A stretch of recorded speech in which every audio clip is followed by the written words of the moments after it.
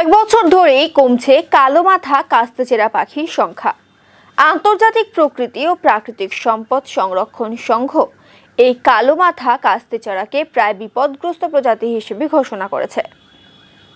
বিপন্নপ্রায় এই পাখি নিয়ে গণনা শুরু করল বন দফতর সহ বিভিন্ন সংগঠন।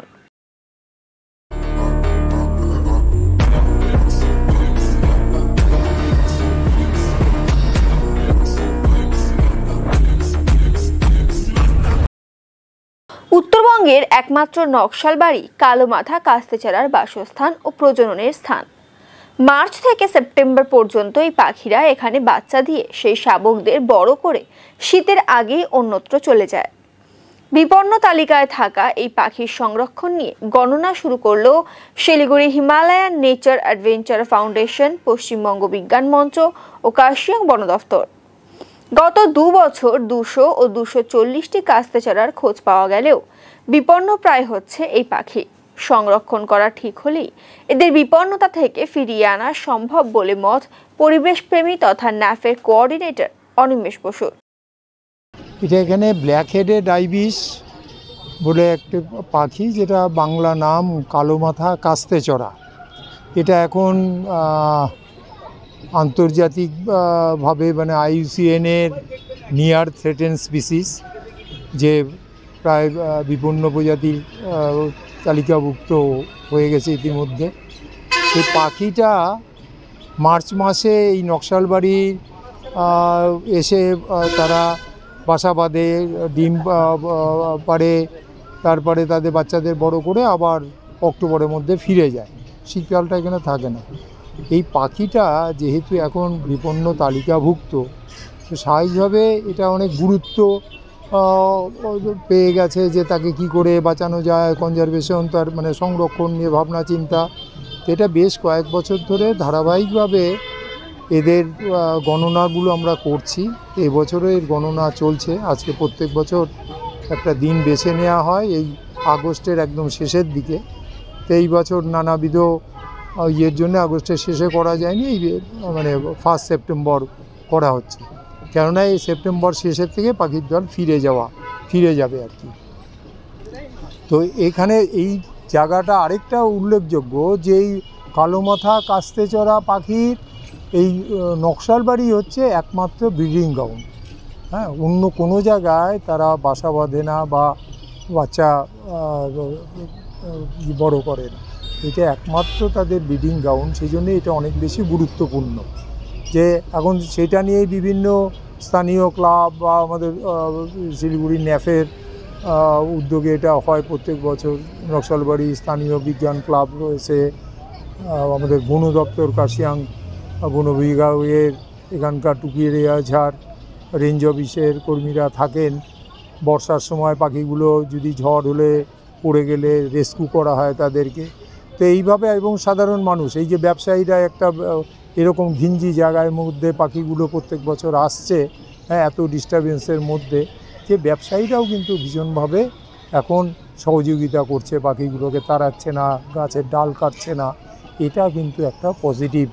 এবছরে অ্যাপারেন্টলি এখন অবধি গণনা শেষ হয়নি, তবুও এবছর মনে হচ্ছে যে হয়তো কিছু পাখি কম হবে এবছর, কিন্তু সেটা একদম শেষ হলেই, গণনা শেষ হলেই একমাত্র ফিরিয়ে আনা। মানে কি, এর যে সংরক্ষণ যদি ঠিকভাবে করা যায় তাহলে সংখ্যা কিন্তু আবার বাড়তে থাকবে। স্বাভাবিক প্রাকৃতিক নিয়মেই সংখ্যা বাড়ে। কিন্তু ভীষণ মানে পাখি আমাদের একটা বাস্তুতন্ত্রে বা আমাদের ইকোসিস্টেমে একটা ভীষণভাবে গুরুত্বপূর্ণ একটা প্রাণী।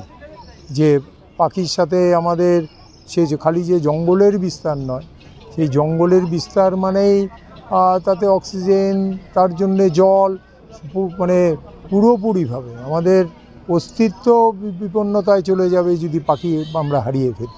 তারা যাচ্ছে, সে টুকুরিয়াঝাড় ফরেস্টেও যাচ্ছে, সে আমাদের মেচি সীমান্ত, সেখানেও জলাভূমি রয়েছে, সেখানেও তারা খাদ্য সংগ্রহের জন্য বিরাট বিস্তীর্ণ এলাকা জুড়ে যায়, আসছে, আবার ঘুরে কিন্তু নির্দিষ্ট করে এখানেই তারা কিন্তু নেস্টিংটা এখানেই করছে, এখানেই কিন্তু বাসা বাঁধছে, দ্বীপ পাড়ছে, বাচ্চা বড় করছে। এই জায়গাটার নির্দিষ্ট কিছু গাছেই, এমন না যে গোটা নকশালবাড়ির এবছর এক জায়গায় নির্দিষ্ট কটা গাছে বছরের পর একই জায়গাতে করছে। এবং সমস্যাটা সেখানে হয়েছে প্রাচীন বৃক্ষ প্রত্যেক বছর ঝড়ে কিছু কিছু ডাল ভেঙে পড়ে, তখন বাচ্চারা আহত হয়। হ্যাঁ, তো সেটা একটা সমস্যা।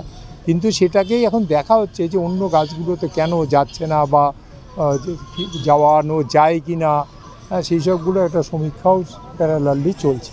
তো এইগুলো মূলতই পাখির ব্যাপারটা মানে প্রায় 99% স্বেচ্ছাসেবী সংগঠনগুলোর দ্বারাই, যেমন শীতকালীন পরিযায়ী যত জলজ পরিযায়ী পাখির সমস্যা হয়, গণনা হয়, মানে অ্যানুয়াল ওয়াটারফাউল কাউন্ট, সেগুলো সবই স্বেচ্ছাসেবী সংগঠন। আমরাও উত্তরবঙ্গের 10খানা জলাভূমির পাখির সমীক্ষা করি প্রত্যেক বছর, বছরের পর বছর।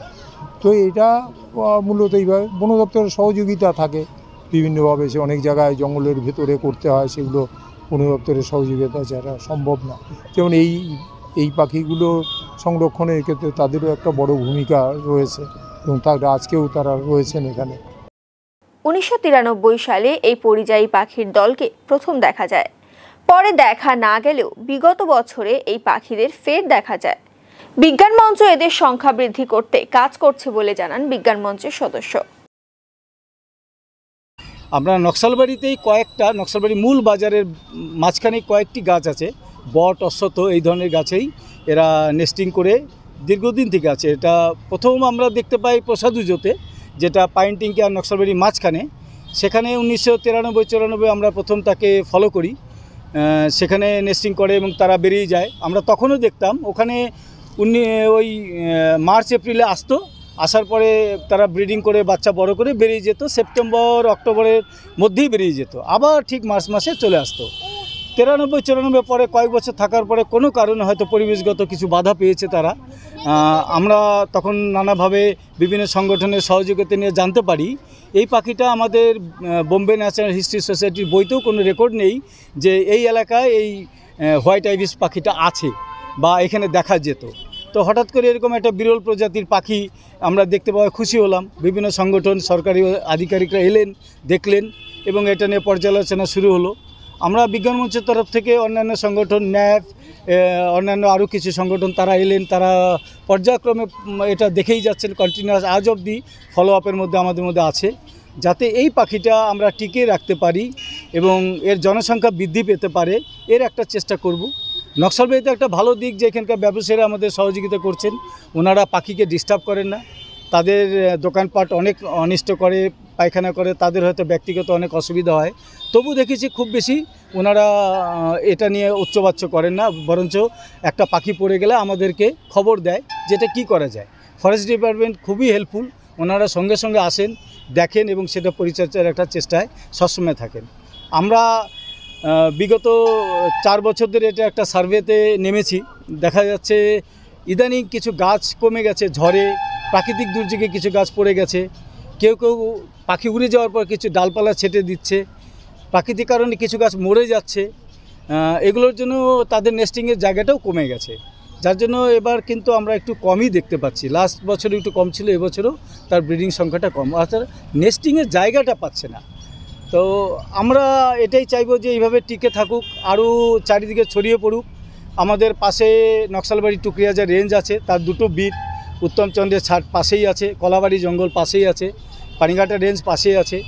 যদি আমার মনে হয় সরকারের ডিপার্টমেন্টেরও ভাবা উচিত যে আগামী দিনে আমাদের ফরেস্টে বট, অশ্বত্থ, জারুল এই ধরনের সংখ্যা বাড়ানো, যাতে এই ধরনের পাখিরা তাদের নেস্টিংটা ভালো করে করতে পারে। তাহলে হয়তো আরও ছড়িয়ে যাবে, আমাদের এই মূল টাউন থেকে একটু বেরিয়ে তাদের সংখ্যা আরও বৃদ্ধি করতে পারবে।